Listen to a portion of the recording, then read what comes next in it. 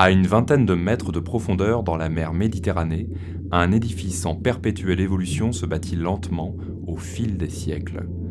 Une luminosité faible, un fond rocheux, quelques courants marins et des températures assez basses, nous voilà plongés dans un environnement bien différent de la surface. Les fonds rocheux méditerranéens représentent l'habitat idéal pour que s'installent et se développent certaines algues calcaires, les corallines et les pessonelles.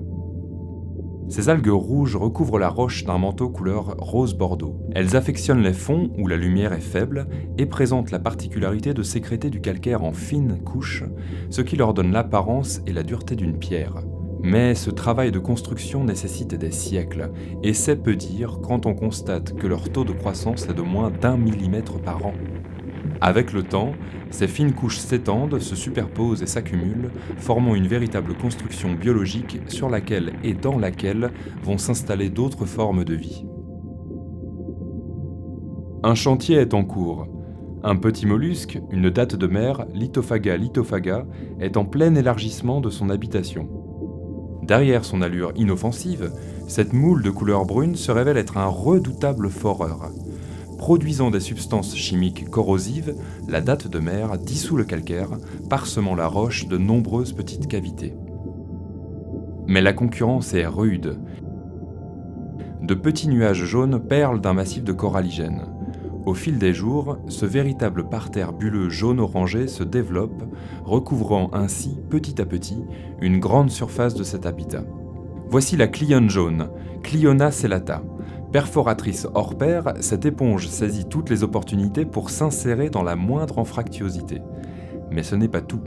Elle est aussi capable de ronger le support sur lequel elle est installée et le voisinage qui la gêne au passage. La datte de mer va d'ailleurs en faire les frais et se révèle être la prochaine cible de cette éponge sans pitié. Un trou de datte de mer abandonné ne reste pas bien longtemps inoccupé. Au-dessus de l'eau, la nuit est tombée. Mais sous la surface, l'heure n'est pas au repos. Bien au contraire, l'heure de la chasse a sonné pour un grand nombre d'espèces nocturnes. Deux longues antennes dépassent du petit trou de datte de mer et explorent fébrilement l'extérieur. Voici une jeune langouste, Palinurus elephas. Nettoyeur des fonds marins, ce crustacé sort de son abri la nuit en quête de poissons et d'autres organismes morts dont il se nourrit. Bientôt trop grande pour le trou qu'elle habite, la jeune langouste est ce soir partie à la recherche d'un nouvel abri de plus grande taille. Toutefois, sa quête risque de s'avérer longue et périlleuse.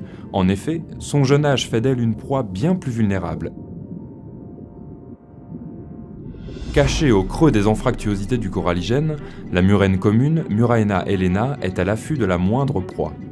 Ce prédateur nocturne, pourvu d'un odorat très développé, a senti la présence d'un mets qui saura satisfaire son appétit.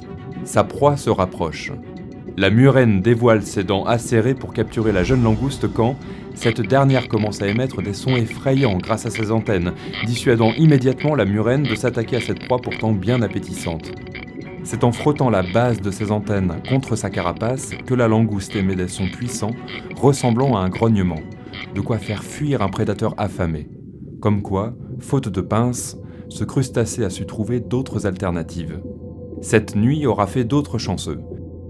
À la recherche d'un trou délaissé pour y élire domicile, le départ de la jeune langouste est l'opportunité parfaite pour la blénie de Zvonimir, Parablenus zvonimiri. Avide de découverte, ce curieux poisson rougeâtre se dirige sans plus attendre en direction de cette paroi inexplorée. Le jour se lève, et bien que la luminosité dans le coralligène reste minime, quelques rayons de lumière viennent éclaircir les cavités. Une petite tête, ornée d'une multitude de petites tentacules et cernée de fines lignes bleu azurées, dépasse de l'une d'entre elles. Revoilà la blénie, fin prête et durablement installée, dans sa nouvelle maison colorée. À sa droite, un dégradé de couleurs, passant du rouge au jaune, se déploie.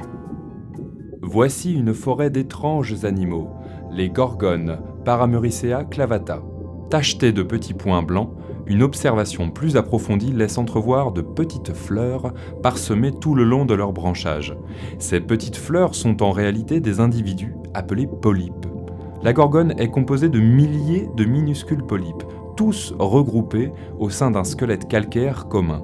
La gorgone n'est donc pas un simple individu, mais une colonie d'individus ensemble pour la vie.